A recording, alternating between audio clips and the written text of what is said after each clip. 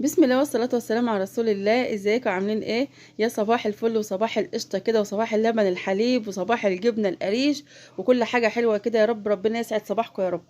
النهاردة بقى هنعمل الجبنة القريش. طبعا الناس كلها عارفة اكيد طريقة الجبنة القريش، بس انا حبيت برضو اصورها. انا عاملاها قبل كده على القناة، ان شاء الله اسيب لكم الفيديو باذن الله في صندوق الوصف او في نهاية الفيديو يعني. بجد حاجة جميلة جدا، بدل ما بنشتريها من بره غالية جدا. والتجار بقوا بصوا يا جماعة، الناس بقت بتستغلنا قوي، يعني أسوأ استغلال.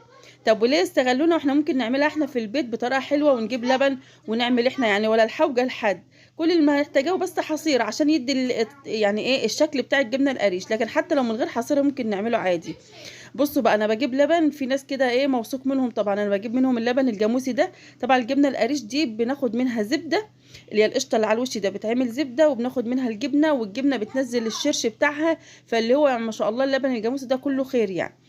اللهم صل على النبي. بجيب اللبن من ناس بيجيبوا لي الجردل كده، على حسب بقى الجردل ممكن ساعات بيجي بكام يعني. عامه هو الكيلو ب 25 جنيه، كيلو اللبن الجاموسي عندنا هنا ب 25 جنيه. فبجيب بقى على حسب الجردل بقى، ممكن يقطع مثلا 4 كيلو، 4 إلا 4 وحاجة بسيطة يعني ايه كل يوم طبعا، وله يعني هو ورزقه. تمام. وبقوم جايه مصفيه في الشاشه اللي انتوا شفتوها دي، واقوم سايباها في حله او في طبق او في اي حاجه، بسيبه زي ما انتوا شايفينه كده، اسيبه وما اقعدش بقى اهز فيه ولا بتاع، اسيبه كده بس في مكان دافي. انا عن نفسي بقوم جايه مسخنه فرن البوتاجاز، تمام، واقوم جايه إيه حطاه يعني، سخنه واطفي الفرن، واقوم جايه حاطه اللبن واسيبه بقى. ممكن تاني يوم او تالت يوم اجي ابص الاقيها ما شاء الله مسكت بقى، والقشطه بقت في قشطه اهي، وتحت الجبنه بقى وكلام من ده. بسم الله ما شاء الله. طبعا داخلين على رمضان وكل سنه وانتم طيبين، فعايزين نعمل كده حتتين زبده كده حلوين كده ايه، بس يعني يا دوب بس اكل بيتنا حتى يعني.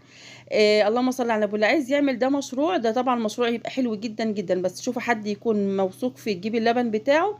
وطبعا لو خدت كميه فاكيد مش هيحاسبك زي ما بتاخدي كيلو او اتنين يعني. تمام. بسم الله ما شاء الله، اللهم صل على النبي، الله اكبر. شوفوا القشطه عامله ازاي على الوش.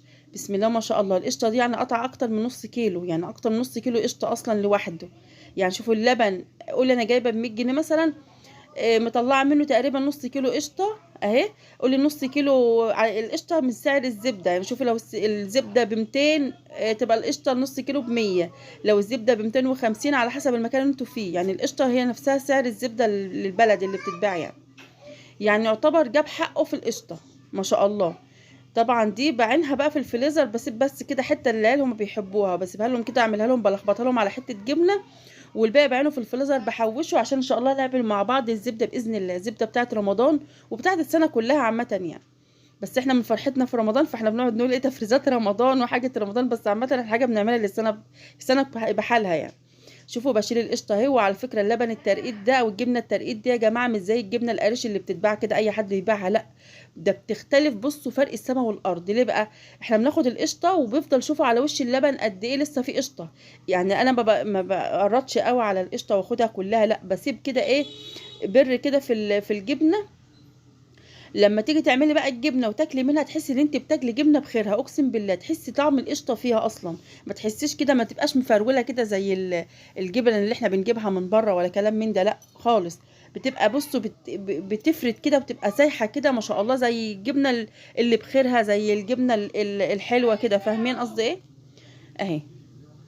بقوم جايه بقى بعد ما بعملها، بقوم جايه بس مدفيه كده اللبن نص تدفيه يعني، دوب دم العين كده، واحطه بقى في الحصيره. ومؤخرا ما عدتش بدفيه بصراحه، بقوم جايه حطاه على طول يعني، اخد بس من على وشه القشطه واقوم جايه حطاه في الحصيره على طول. بصوا يا جماعه، ما تخيلوش على الحصيره بتاعتي ولا البوتاجاز بتاعي، البوتاجاز بتاعي بقى له قرن، والعين اللي هنا بعمل عليها دي هي مصديه كده اصلا لوحدها يعني. أنا والله مهما اغسل فيها هي ما بتنضفش. هي البوتاجاز هو اللي يعني بقى له كتير بقى، كتر خيره يعني. اللهم صل على النبي. انا بوتاجاز ابيض فبيبان. بصوا اي حاجه بتقع عليه بتبان فيه. فهي العين ديت غسلتها، بغسلها ساعات ببور وحاجات من دي، فالبتاع العين صدت معاش بتنضف. والحصيره دي هي نظيفه، هي مش وسخه، هي نظيفه والله. وبغسلها وبحطها في الشمس باليوم والاتنين، ويعني ما شاء الله. بس هي نوع الحصيره تقريبا لما بينزل عليها الشرش من اول مره عملت فيها الجبنه القريش وعمل اللون ده ومعاش بتنضف. فبقوم جايه حاطه شال بقى زي ما انتم شايفين كده اهي. خير يا جماعه في البيت، اقسم بالله الجبنه القريش والزبده والقشطه والحاجات دي كلها بتبقى خير في البيت. انت لو جيت حسبت انت بتشتري جبنه بقد ايه وزبده بقد ايه وكلام من ده، لا اما تجيبها انت واعمليها في البيت ده كفايه، بس احنا عاملينها بايدينا يعني، ده دي لوحدها اصلا كفايه. طبعا الجبنه القريش بقى عايزاها تعينها في مش هنخزنها في مش مثلا، ناكل منها اول باول كده، بتبقى حلوه جدا وطعمه ومسكره كده وحاجه كده بتبقى تحفه اهي. بالذات اللي احنا عاملينها في البيت ما بتبقاش بتبقى زي اللي بره خالص، ده بتبقى جميله جدا، طعمها بيبقى حلو، لان اصلا بتبقى جواها لسه قشطه وبتبقى في قلبها لسه خير، فبيبقى الطعم غير خالص يعني. شوفوا بقى بحاول ايه، انت تقوم حطها في الشاش كده زي ما انتم شايفين كده، وبقى ايه واحاول الملمها كده من الجنوب ومن من الطرف من هنا ومن هنا كده على قد ما اقدر. هتسيبها بس كده قيمه 10 دقايق لما تسرد شويه شرشه من اللي في قلبها، لان لسه الوقت مليانه شرشه. وبعد كده اقوم حاطه معلقتين ملح واقلبها في قلبها كده، وابدا ايه كل مدى اضيق عليها الحصيره كده، وفي الاخر اقوم جايه بقى معلقاها مثلا، يعني ايا كان بقى انت بتعمليها ازاي، تضمها على بعضها عشان تدي الشكل اللي هو الاسطواني يعني، فاهمين؟ قلبتها في بعضها اهي. ما شاء الله جميله يا جماعه والله بجد، انا من كتر ما انا حباها وكده ما شاء الله يعني، بجيب منها على طول بقى، بجيب اللبن دلوقتي على طول، يعني كل يومين مثلا كل 3 ايام اقوم جايبه الجردل واقوم جايه عاملاه. اللبن الجردل دوت بياخد مني مثلا يومين او 3 ايام عبال ما الجبنه تجمد والقشطه تيجي على الوش وكده، اعملها وفي الحصيره واقوم جايبه غيره. ما شاء الله العيال بيحبوها، وبناخد قشطه عشان نعمل الزبده، يعني منفعه من كل الجوانب.